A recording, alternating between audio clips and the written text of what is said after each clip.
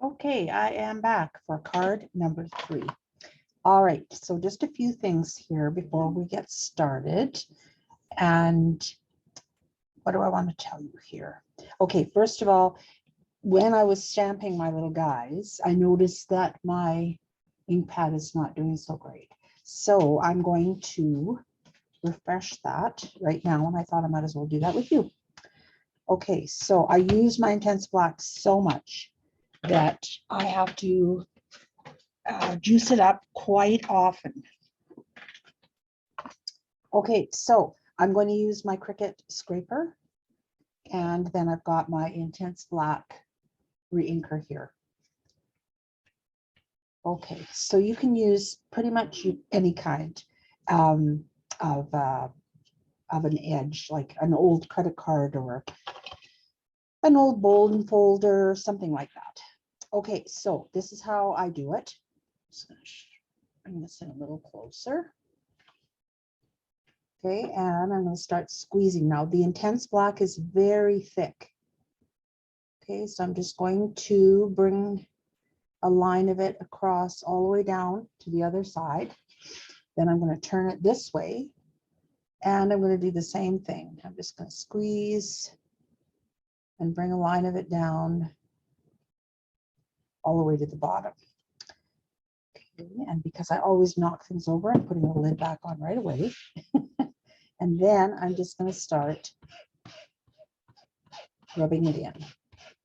Now, you can omit this step, you can just leave it at this. However, I have found that if you don't scrub it in, that you get an uneven coverage of the ink. And so you'll have like a blob that's got very much, it's very juicy here, and then right next to it, hardly any. So, okay, I'm just going to rub it all 4 ways, and that helps it to be more evenly distributed across the ink pad. Okay, and so now I've just got a little bit of a mess here on my scraper, and I'll just wipe it off. Now remember that the Intense Black is a solvent-based ink, and it does not interact with water. Okay, so you can't use water to clean it up. So you need to deal with it like right away. And if you deal with it right away, sorry, off the screen. Okay, then you can just wipe it all off. All right, there we go. Good as new. Okay, so now I'm just going to put the lid on this, and I'm going to leave it for a couple of hours so that it has a chance just to permeate all through it. Okay, so I'm just going to set that aside. And the next thing I want to talk about is what you have in your kit. So you will have for card number 3, of course, your envelope and your card base. You will also have a piece of Sundance cardstock. Okay, this is the dark side that I used. This is the light side. It's entirely up to you which side you want to use. Then you're going to get 3 squares of white daisy cardstock, 3 squares of the black cardstock. All right, so those are going to be distributed down the paper. Now, because I'm using the Party Gnomes set here, I decided that I wanted it to be a little bit willy-nilly or haphazard, or I'm not exactly sure what the right word is for that, but I didn't want everything to be all nice and neat and straight and tidy and everything. So I didn't really watch carefully when I was putting these on, because I want them to look kind of slapdash. I'm not sure what the right word is, but I think you get what I'm talking about. Yeah.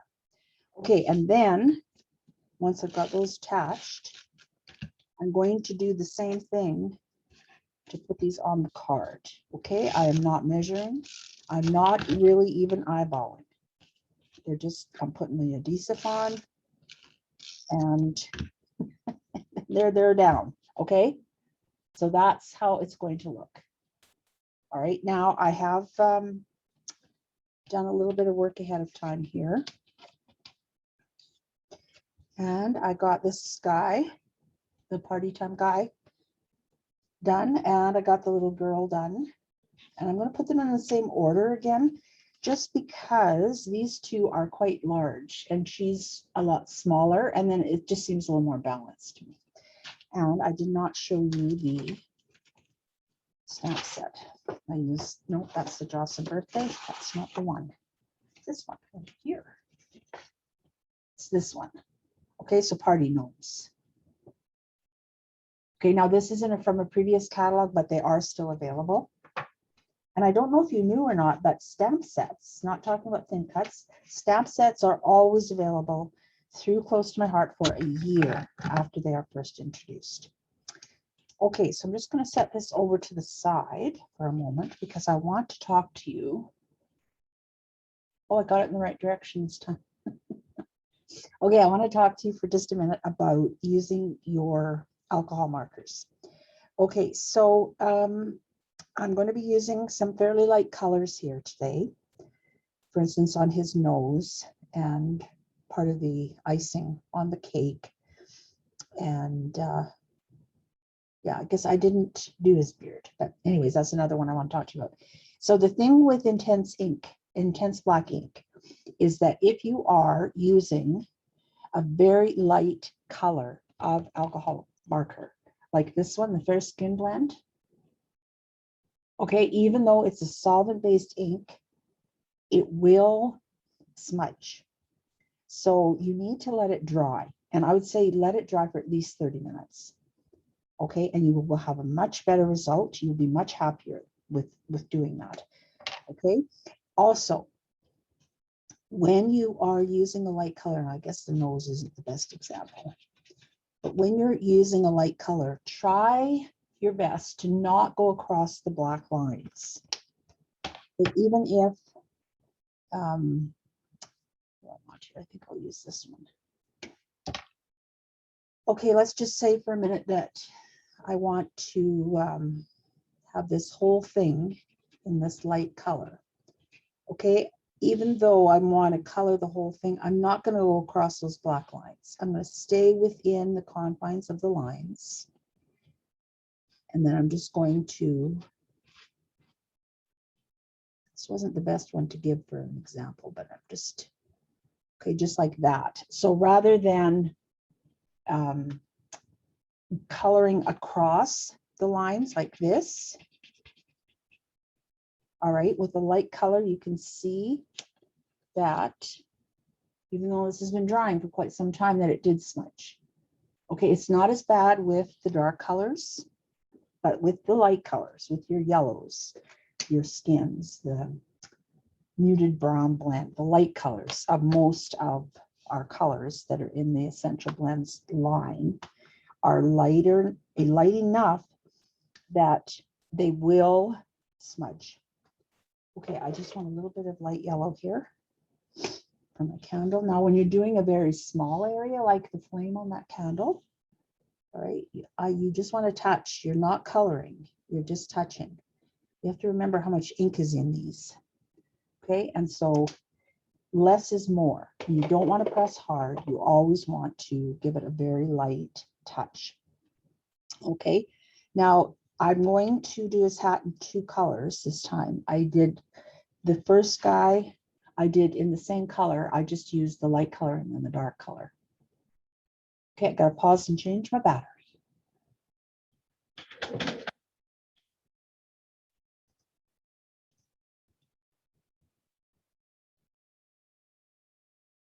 Okay, I'm back. All right, so I was just talking about small areas. Okay, and now here is a really nice place to add just a little bit of an accent with something other than stickles. Okay, so this time I'm going to use the Ancient Bronze. Okay, and that's the brush end. I prefer the barrel tip end. I just have a little more control, especially in small areas. So I'm just with a very light touch. Now don't forget, this is not an alcohol marker. this is a metallic marker, and they're very thick and very opaque. Okay, so you really need a light touch, especially if you haven't used them until now. And you're just trying them out. And I would suggest, if you're brand new to any type of marker, to have a piece of white scratch paper handy so that you can test everything out before you start. You don't want to have to re-stamp something, especially if you've already got it attached to your project. As you see, I'm just taking my time. I'm hardly touching the paper at all.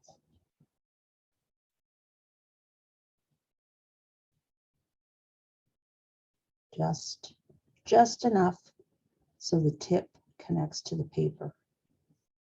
And that way I'm not getting a great big blob of metallic marker. Okay. All right, now, what was the other thing? Oh, yes. I wanted to talk about another way that you can use the stickles with these, particularly with the gnomes. Okay, and I'm using the glisten again. You could also use a clear like crystal or stardust. But I like the fact that the glisten isn't exactly clear. It has a few other colors mixed into it, and it has a really nice effect. Okay, so I'm going to do his beard. And I actually am going to do all three. Well, no, she doesn't have a beard. 2 beards with the stickles. Okay, so I'm just going to start adding a little bit in here. I'm not going right out to the line. I'm just sort of giving myself a pool to draw from here in the center. Okay, and I think I want that even closer there. Okay, so right now he looks like he's got something all over his face. Okay, so now I'm going to use the applicator again, just the tip. Now you could also use a toothpick for this, or there's an artist tool, and I forget what it's called now, but it's rolled up paper. It's very hard, very pointed. You can also use those. Okay, and I don't want a whole lot, so I'm not adding any here. I'm just moving it around until I get the effect that I want. And I think I'm gonna have to add just a little bit in here. Now you see, I'm not squirting it onto the paper at the line. I'm going like a bit away from the line and then moving it over to where I want it. Now I have to do a small spot there, so I'm going to stop and clean off my applicator here.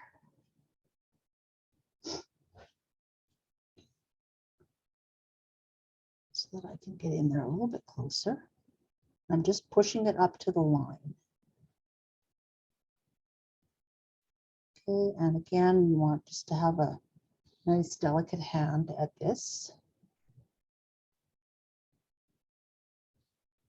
Okay, and now that's a bit thin there, so I'm just going to move a little bit more over there.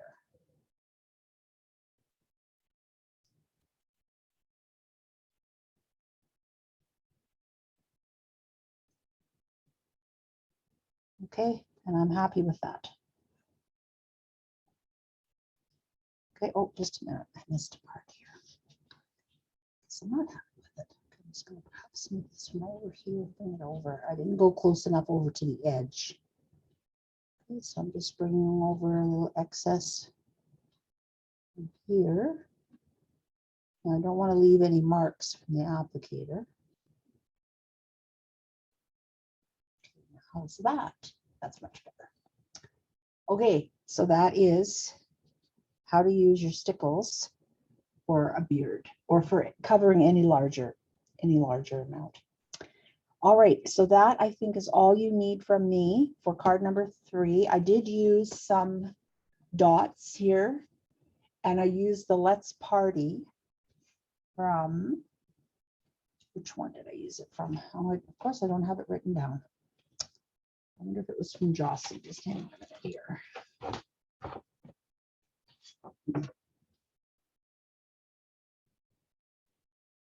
No, it's not. Okay, I will look it up and I will post it in the comments with this video. All right, that's it for card number